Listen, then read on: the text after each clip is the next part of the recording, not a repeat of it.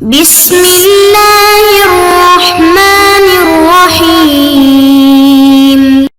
بسم الله الرحمن الرحيم وبه نستعين وهو خير ناصر ومعين وصلى الله على نبينا محمد وآله الطاهرين وصحبه المنتجبين. اللهم صل على محمد وآل محمد. عزیز طلباء کرام، السلام علیکم ورحمۃ اللہ وبرکاتہ۔ آج کا سبق گزشتہ سے پیوستہ ہے، اور آج کے سبق میں ہم لفظ اور معنی کے درمیان جو تعلق ہے اس پر گفتگو کریں گے، اور بتائیں گے کہ لفظ کی معنی کے اوپر جو دلالت ہے وہ خود ذات لفظ سے نشأت نہیں لیتی، ذات سے نہیں نکلتی، تو پھر کہاں سے آتی ہے؟ انشاءاللہ آئندہ درسوں میں اس کا جواب دیں گے۔ لیکن آج جو نکتہ ہے وہ یہ ہے کہ لفظ اور معنی کی جو دلالت ہے، یہ آپس میں جو تعلق ہے یہ ذاتی نہیں ہے۔ تو آئیے اس کا بیان دیکھتے ہیں۔ سب سے پہلے قراءت متن کی طرف آتے ہیں۔ عنوان جو چل رہا ہے وہ ما هو الوضع والعلاقة اللغویہ ہے، اسی کا تسلسل ہے۔ فرماتے ہیں کہ والسؤال الاساسی بشأن هذه العلاقة التي توجد في اللغة بين اللفظ والمعنى هو عن مصدر هذه العلاقة وكيفية تكونها، فكيف تكونت علاقة السببية بين اللفظ والمعنى، وكيف أصبح تصور اللفظ سببا لتصور المعنى، مع أن اللفظ والمعنى شيئان مختلفان كل الاختلاف۔ يذكر في علم الأصول عادة اتجاهان في الجواب على هذا السؤال الأساسي. يقوم الاتجاه الأول على أساس الاعتقاد بأن علاقة اللفظ بالمعنى نابعة من طبيعة اللفظ ذاته، كما تنبع علاقة النار بالحرارة في الذهن من طبيعة النار ذاتها، فلفظ الماء مثلا له بحكم طبيعته علاقة بالمعنى الخاص الذي نفهمه منه، ولأجل هذا يؤكد هذا الاتجاه أن دلالة اللفظ على المعنى ذاتية وليست مكتسبة من أي سبب خارجي، ويعجز هذا الاتجاه عن تفسير الموقف تفسيرا شاملا، لأن دلالة اللفظ على المعنى وعلاقته به إذا كانت ذاتية وغير نابعة من أي سبب خارجي، وكان اللفظ بطبيعته يدفع الذهن البشري إلى تصور معناه، فلماذا يعجز غير العربي عن الانتقال إلى تصور معنى كلمة ماء عند تصوره للكلمة؟ ولماذا يحتاج إلى تعلم اللغة العربية لكي ينتقل ذهنه إلى المعنى عند سماع الكلمة العربية وتصورها؟ إن هذا دليل على أن العلاقة التي تقوم في ذهننا بين تصور اللفظ وتصور المعنى ليست نابعة من طبيعة اللفظ، بل من سبب آخر يتطلب الحصول عليه إلى تعلم اللغة، فالدلالة إذن ليست ذاتية۔ یہ تو آج کی عبارت تھی۔ آئیے چلتے ہیں اس عبارت سے ماخوذ نکات کی جانب۔ گزشتہ سبق میں ہم نے جانا تھا کہ لفظ اور معنی کے درمیان سبب اور مسبب کا رابطہ ہوتا ہے۔ کیا مطلب؟ یعنی لفظ سبب بنتا ہے کہ آپ کا ذہن کس کی طرف جائے؟ معنی کی طرف جائے۔ تو لفظ آپ جب بولتے ہیں تو سامع اس سے معنی کی طرف منتقل ہو جاتا ہے۔ مثلا میں کہتا ہوں کہ میرے لیے پانی لا دیں، تو جب میں پانی کا لفظ بولتا ہوں تو مخاطب کیا سمجھتا ہے؟ وہ پانی کو سمجھتا ہے، تو اس کا ذہن فوراً لفظ پانی سے منتقل ہوتا ہے خود پانی کی ذات کی طرف، اور وہ مجھے ایک گلاس پانی لا کے دے دیتا ہے۔ تو بس لفظ سبب بنا کہ آپ کو مسبب جو ہے یعنی خود پانی سمجھ میں آ گیا۔ تو لفظ اور معنی کے درمیان سبب اور مسبب کا رابطہ ہے۔ آج جو سوال ہے نا وہ یہ ہے کہ یہ سببیت کہاں سے آتی ہے، یہ سببیت کیسے وجود میں آتی ہے، لفظ کی جو سببیت ہے معنی کے لیے یہ کیسے وجود میں آتی ہے۔ پہلا جو نظریہ ہے اس حوالے سے وہ یہ ہے کہ لفظ کی طبیعت میں ہی معنی چھپا ہے، یعنی لفظ کی طبیعت سے اور لفظ کی ذات سے خود معنی وجود میں آتا ہے، لفظ کے اندر خود معنی چھپا ہوتا ہے۔ آپ جب پانی کا لفظ بولتے ہیں تو اس لفظ کے اندر خود وہ مادہ اس کا تصور چھپا ہے کہ آپ اس مادے کو جو ہائیڈروجن اور آکسیجن سے تشکیل پاتا ہے جس کو ہم پانی بولتے ہیں، تو وہ مادہ آپ کے ذہن میں آ جاتا ہے۔ کیسے آیا؟ خود پانی کے لفظ سے۔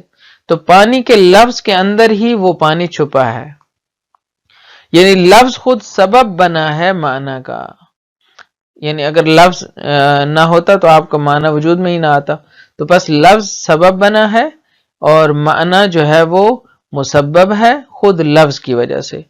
جس طرح کہ سورج کی ذات سے روشنی پھوٹتی ہے، خود سورج جو ہے جب آتا ہے تو روشنی بھی آ جاتی ہے۔ کیوں آتی ہے؟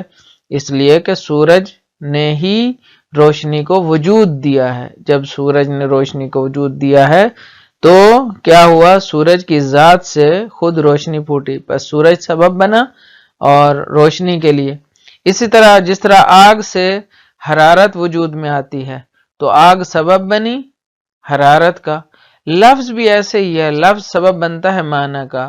جب الماء کا لفظ عربی میں بولتے ہیں تو اس سے پانی کا تصور آتا ہے، تو پس پانی کا تصور خود کہاں سے پھوٹا ہے؟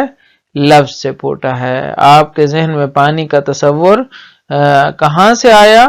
الماء کے لفظ سے آیا۔ تو بس پانی کا تصور اگر ڈالنا ہو تو الماء کا لفظ بولنا پڑے گا، تو یہاں سے وہ تصور آئے گا، اگر نہیں بولیں گے تو نہیں آئے گا۔ بس خود لفظ ماء سے پانی کا تصور پھوٹا ہے، بس یہ سببیت کہاں سے نکلی؟ خود لفظ سے نکلی ہے۔ بس نتیجہ کیا ہوا کہ لفظ اور معنی کے درمیان جو تعلق ہے یہ طبیعی ہے، نیچرل ہے، یعنی خود نیچر سے وجود میں آیا، لفظ کی طبیعت سے وجود میں آیا، لفظ کی ذات سے وجود میں آیا۔ جس طرح آگ اور حرارت کے درمیان طبیعی رابطہ ہے، جس طرح سورج اور روشنی کے درمیان طبیعی نیچرل تعلق ہے، اسی طرح لفظ اور معنی کے درمیان بھی نیچرل تعلق ہے، ذاتی تعلق ہے۔ تو یہ ایک نظریہ ہے جو گزشتگان اس کو بیان کرتے ہیں، شاید اس کے پیچھے ایک ذہنیت بھی ہے کہ اتنی ساری لغات ہیں اور انسان کیسے ان چیزوں کو وضع کرتا ہے اور انسان کیسے بنا سکتا ہے، یعنی خود بیٹھ کر لغت کا تصور کرے اور ہر چیز کے لیے علیحدہ الفاظ بنائے۔ لہٰذا یہ تصور آ گیا کہ یہ انسان نے نہیں بنایا بلکہ خود الفاظ کے اندر یہ تاثیر رکھی گئی ہے۔ لیکن اس کے اوپر ایک اعتراض ہے جس کا جواب نہیں ہے ان کے پاس، غیر قابل جواب اعتراض ہے۔ وہ کیا ہے کہ اگر لفظ کی طبیعت میں ہی معنی چھپا ہو، اگر لفظ کے اندر ہی معنی ہے تو تمام کے تمام الفاظ کے معانی سب لوگوں کے لیے یکساں طور پر قابل فہم ہونے چاہیے۔ اب آپ دیکھیں نا کہ سورج جب سبب بنتا ہے حرارت کا تو کیا ہوتا ہے، اس میں کوئی تفریق نہیں کی جا سکتی، سبب کو مسبب سے جدا نہیں کیا جا سکتا۔ جب سورج ہے تو اس کے بعد کرنیں ضرور آتی ہیں، روشنی ضرور آتی ہے، اس لیے کہ سورج کے اندر ہے۔ تو اسی طرح اگر لفظ کے اندر ہو، اسی طرح مثلا آگ ہے، اگر آگ کی طبیعت کے اندر جو ہے وہ کیا ہے، حرارت چھپی ہے، تو آپ یہ نہیں کر سکتے کہ آگ جل رہی ہو اور حرارت نہ آ رہی ہو، نہیں، اس میں اس طرح نہیں ہوتا۔ تو پھر لفظ میں بھی تو ایسا ہی ہونا چاہیے نا، لفظ کی طبیعت میں اگر معنی ہے تو پھر الفاظ جب بھی بولیں گے تو زبان سیکھنے کی ضرورت ہی پیش نہیں آئے گی، ٹھیک ہے؟ الفاظ سے ہی معنی نکلیں گے، الفاظ سے ہی معنی نکلیں گے، چاہے کوئی چائنا کی زبان بول رہا ہو تو الفاظ سے معنی کی طرف منتقل ہونا طبیعت لفظ سے ہے، تو وہ الفاظ جو ہے وہ معنی کو بتا رہے ہیں۔ تو کیوں دوسری زبان والا آدمی متوجہ نہیں ہوتا؟ تو پھر تو زبان سیکھنے کی ضرورت ہی پیش نہ آئے، جبکہ الفاظ کی دلالت صرف ان لوگوں کے لیے ہوتی ہے جو معنی کو سمجھتے ہوں، جو پہلے الفاظ کو اور ان کے معنی کو سمجھتے ہوں اور ان سے واقف ہوں۔ اگر واقف نہ ہوں تو الفاظ بلا معنی ہو جاتے ہیں، الفاظ کی کوئی دلالت نہیں ہوتی۔ لہٰذا الفاظ کی جو دلالت ہے یہ سورج اور روشنی کی طرح نہیں ہے، یا آگ اور حرارت کی طرح نہیں ہے کہ جہاں آگ آئے وہاں حرارت آ جائے گی، جہاں لفظ آئے وہاں معنی بھی فوراً آ جائے گا۔ نہیں، ایسا نہیں ہے۔ بس معلوم ہوتا ہے کہ الفاظ کی ذات میں معنی چھپے نہیں ہیں، الفاظ کی ذات میں معنی چھپا ہوا نہیں ہے، بلکہ کہاں ہے؟ باہر سے یہ سببیت ایجاد ہوئی ہے، باہر سے یہ سببیت ایجاد ہوئی ہے۔ ایسا نہیں ہے کہ ذات لفظ کے اندر ہو، تو پھر ہمیں باہر دیکھنا پڑے گا کہ یہ سببیت کہاں سے وجود میں آئی، کیسے وجود میں آئی۔ تو بس آج کے سبق میں ہم نے یہ سیکھا کہ الفاظ اور معنی کے درمیان جو تعلق ہے وہ ذاتی نہیں ہے، طبیعت لفظ سے وجود میں نہیں آیا، بلکہ اسے کسی خارجی اور بیرونی سبب سے ان دونوں کو آپس میں ملا دیا گیا ہے اور الفاظ اور معنی کے درمیان رابطہ قائم کیا گیا ہے، نہ کہ موجود ہے۔ بس الفاظ اور معانی کے درمیان رابطہ پہلے دن سے موجود نہیں ہوتا، جس طرح آگ کا رابطہ حرارت سے موجود ہوتا ہے، جس طرح سورج کا رابطہ روشنی سے موجود ہوتا ہے، جس طرح خود پانی کا رابطہ اس کے گیلے پن سے موجود ہوتا ہے، اس کو وجود میں نہیں لایا جاتا بلکہ وہ پانی کے ذات میں ہے، لیکن الفاظ اور معنی کا رابطہ ذات میں نہیں ہے۔ یہ تھا آج کا سبق، چلتے ہیں متن کی جانب۔ فرماتے ہیں کہ والسؤال الاساسی بشأن هذه العلاقة التي توجد في اللغة بين اللفظ والمعنى هو عن مصدر هذه العلاقة وكيفية تكونها۔ کل کی بحث سے مربوط ہے۔ کل ہم نے اس لفظ اور معنی کے درمیان رابطے کی گفتگو کی تھی اور بتایا تھا کہ یہ رابطہ سبب اور مسبب کا ہے، لیکن آج جو سوال ہے نا، وہ سوال الاساسی، بنیادی سوال اس تعلق کے بارے میں، بشأن هذه العلاقہ، اس تعلق کے بارے میں کہ جو لغت میں موجود ہوتا ہے بین اللفظ والمعنی، لفظ اور معنی کے درمیان یہ جو موجود ہوتا ہے، اس تعلق کے حوالے سے بنیادی سوال کیا ہے؟ ہوا عن مصدر هذه العلاقہ، بنیادی سوال مصدر کے بارے میں ہے، اس علاقے کی جڑ کے بارے میں ہے، یہ علاقے کا ماخذ کیا ہے، کہاں سے پھوٹتا ہے یہ علاقہ، یہ تعلق کہاں سے وجود میں آتا ہے، وکیفیت تکونھا، اور کیسے وجود میں آتا ہے، یہ علاقہ کیسے خلق ہوتا ہے، یہ رابطہ کیسے وجود میں آتا ہے۔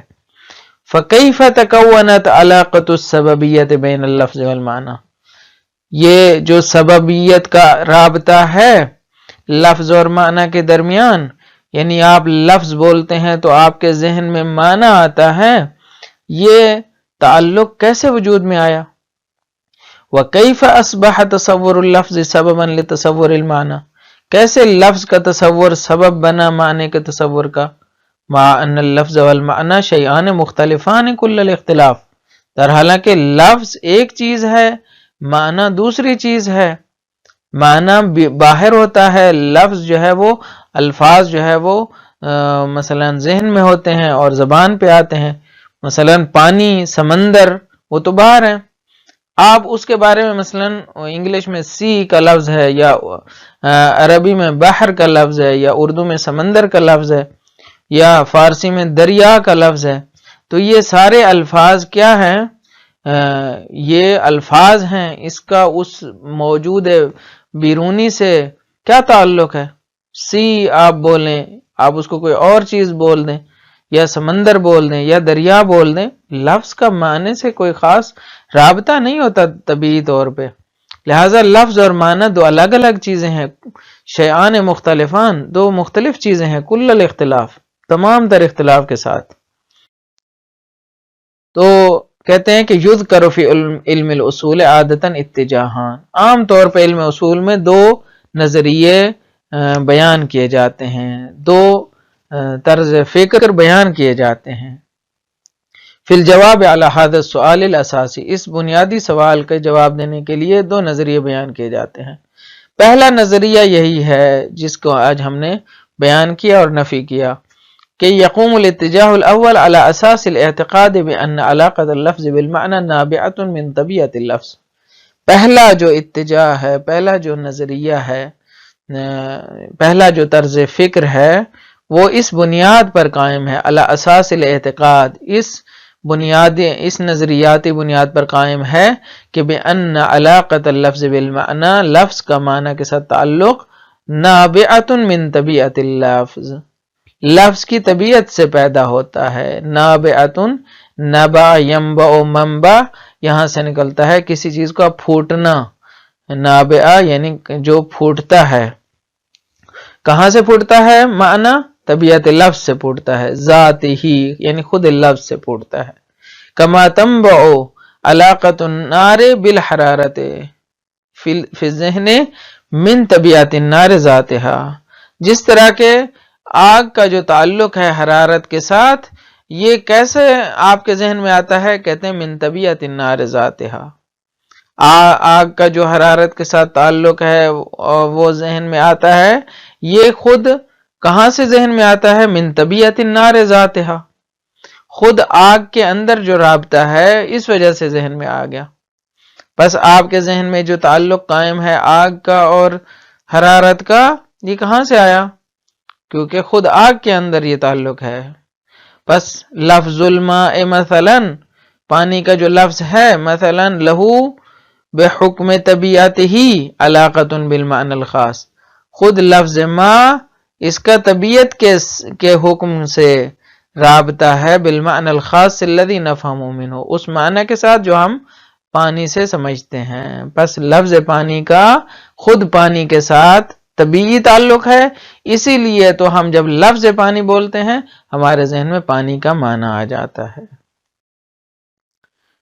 وَلِأَجْلِ هَذَا يُؤَكِّدُ هَذَا الاتجاه أن دلالة اللفظ على المعنى ذاتية، اسی وجہ سے اس اتجاہ کا، اس نظریے کا جو تاکید ہے، اس نظریے کی جو تاکید ہے وہ اس بات پر ہے کہ لفظ کی دلالت معنی پر ذاتی ہے۔